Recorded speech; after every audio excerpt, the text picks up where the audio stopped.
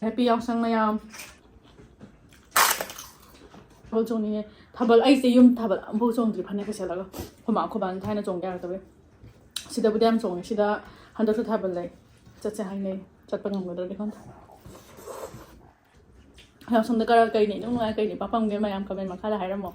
Welcome everyone. Koram jare mayam puna magpu. Welcome back to another mukbang. Ngasi ke no cha to ne. Iromba sise iromba se beans ka alu ka lon bane ko. Morte paga manam si duduga sina steam fish aina ke no to ne steam to bane ba sise handak se ko steam fish am try ko aina sise recipe se aina dum ai recipe hai ta ai sise thama ke video ai recipe video sama ke khalaga dum ka do sisina pa phone si tan mandra pa phone ba tan man thokre amna ado mayam cha bhau si nga rong nga ne duduga pura steam to bani machu ke ka hapaga ina se mona nangi lo ai na opi ki saruk lo gre ado nga si ona si bi mahi se ma thama steam bi thok tra mahi do ne ba thina hau ja ne yam thina healthy oi ba ne hai ta duduga si se lemon grass ne ko lemon grass su gai na kan dai na manam sina ba na hap ne ba ngahing manam nam na ba ngahing manam ga nam de si ja ngahing manam nam do ga man da do nga si ja ina nga ji si mahi ji to ni si ana to cha nam hau da ma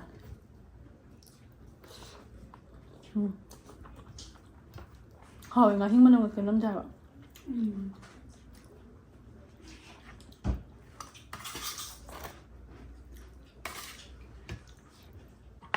yum da samaru le ra samaru do kup na cha la ja mo hena hau ni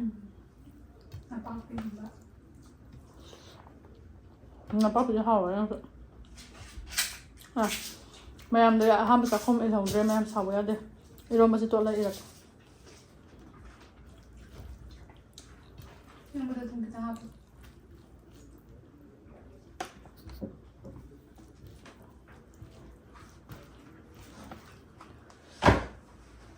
mayam gi sa khom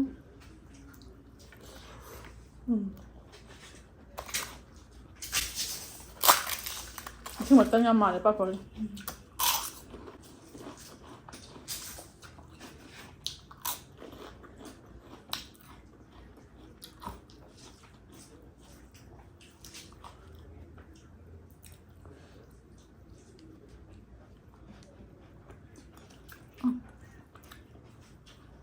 Hỏi ngon rồi.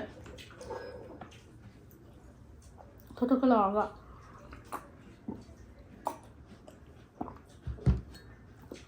Thau cha ba ya da bana ba mi ga gi di si nga steam khu to se pam ni ai recipe ha pa ke mayam try to ring bio ke no ha pa suma na nu shi ni kai ba yang la pa suma na nu shi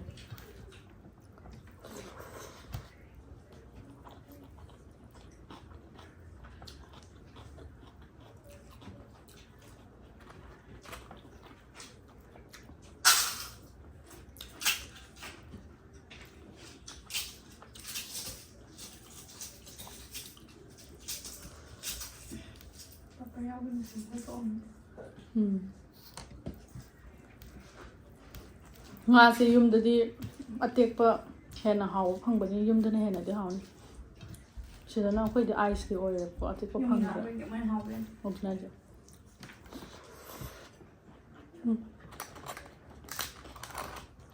yum ma ja hau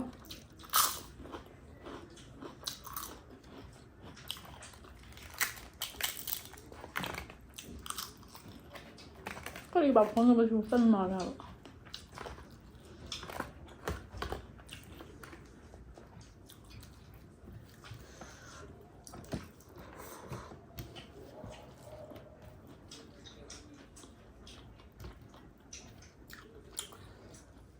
Ano siya nga ako po siya.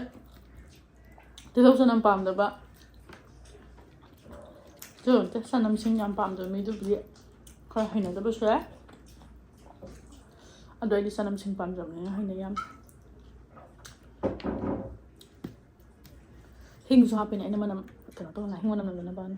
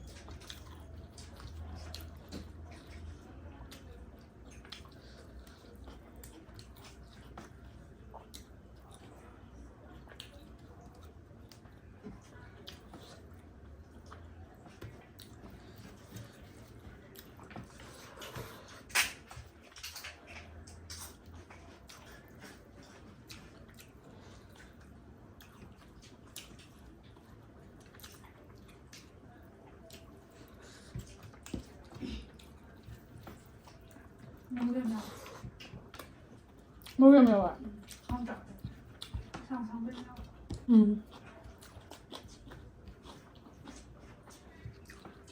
rồng đi cho nó được bứt.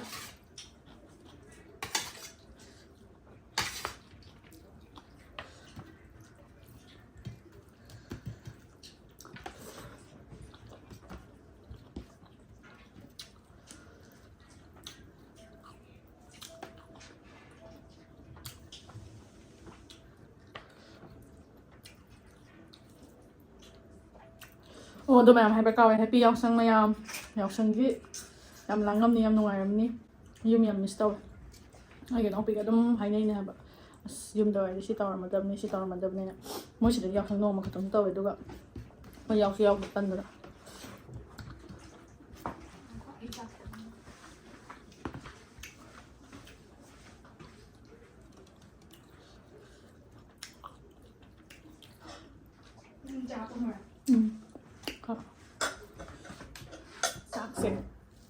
sạc thêm sao rồi cái hấp rồi khăn bên hết tất ngâm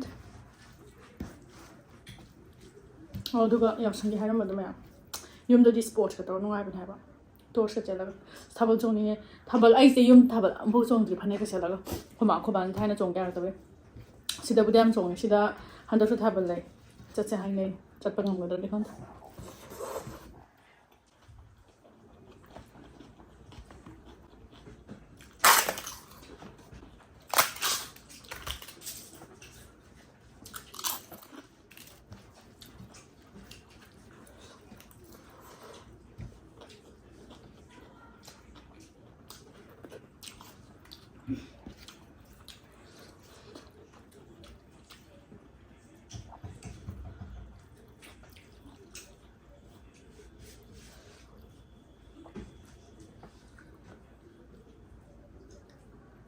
học sinh đó mấy em nó phải đi bám bữa giờ phải đi bám bữa ai mà thay bữa nào đi bám nào thế chứ thay bữa bám rồi mới đấy học sinh đó cái này nó ngoài cái này bám cái mấy em comment mà khá là hay lắm mà ai kêu này đi sport này bám này haju cứ đi thay bữa nào bám rồi ta haju cứ đi sport bạn nó sang là bạn nó có chịu nhau rồi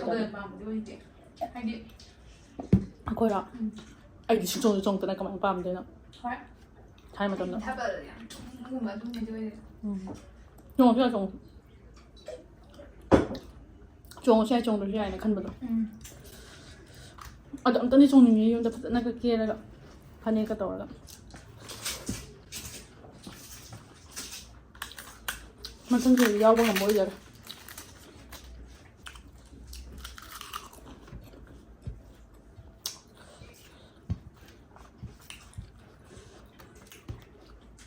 因为我们身上这个我要拿半面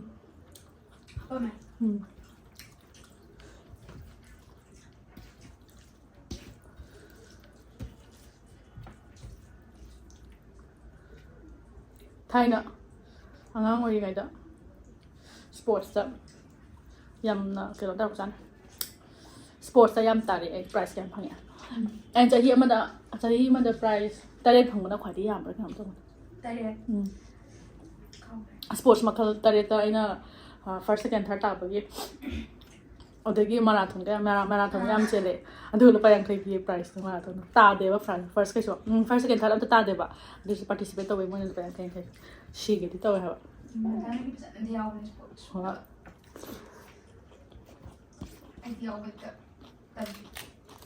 아니 파제비 근종을 샵인 스포츠 샵인한테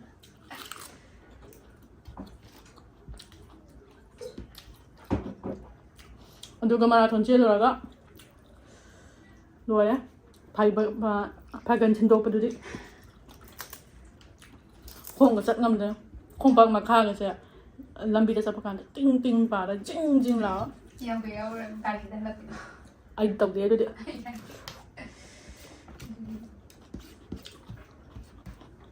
나는 그만 당하지는 그래. yang thang đấy anh nên rất mà đã yang thang đấy trên bên mà giàu ra lần thập bản đấy trên bên giàu ra hay đi yang thang lần thập bản này đuổi cái chỗ mà nó yang thang thùng đấy mà lần thập bản hậu rồi cái bà tôi đó cái nó mỗi bên này cao chập chập à đôi mình là nãy cái này nãy cái ꯀꯩꯅꯣꯒ ꯇꯧꯖꯥꯅꯤꯉꯣ ꯏꯁꯤꯡꯒ ꯍꯩꯖꯤꯜꯂꯛꯆꯥꯅꯤꯉꯣ ꯍꯥꯏꯗꯤ ꯌꯥꯎꯁꯪꯒ ꯍꯩꯖꯟꯕ ꯅꯠꯇꯕ ꯑꯩꯈꯣꯏꯗꯣ ꯏꯪꯊꯅꯕ ꯀꯥꯏꯅ ꯈꯣꯡ ꯃꯄꯥꯗꯒ ꯅꯨꯡꯉꯥꯏꯒꯅꯤ ꯅꯨꯡꯉꯥꯏꯕꯅꯦ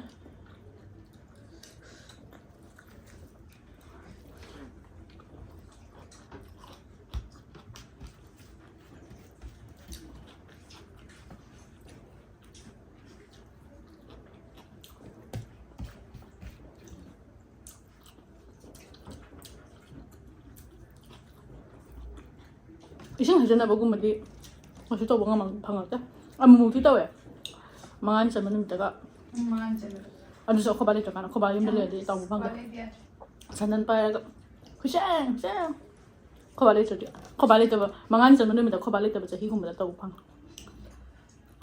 하나 돼야 또 게임 해야 돼 하라 하우스 좀 나니 없는 놈도 좀 본다라 엽성 yaprak kemarin tau ke enggak kita tahu tahu dia harap ada tak nak ke apa ba nak kenapa